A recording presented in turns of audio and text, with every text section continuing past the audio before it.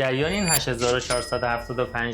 که ریبیت میدن به خریدارای بار اول در مالیات نقل و انتقال توی تورنتو اونتاریو چیه؟ تو بازار 2026 که هنوز هزینه‌های خرید بالاست، این مبلغ واقعا میتونه کمک بزرگی باشه. تو تورنتو موقع خرید خونه باید هم مالیات خرید استان اونتاریو رو بدی، هم مالیات شهری تورنتو. برای همین خیلی از خریدارا موقع کلوزینگ تازه میفهمن چقدر هزینه اضافه داره. اگه خریدار بار اول باشی، ممکنه تا $4000 از مالیات استانی و $4475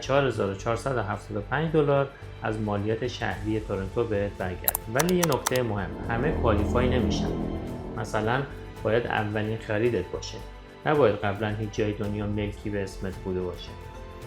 و بعضی شرایط اقامتی و اونرشیپ هم توی گرفتن این ریبیت مهمه. اما یه اشتباه خیلی رایج وجود داره که خیلی از زوجها به خاطرش این تخفیف رو از دست میدن.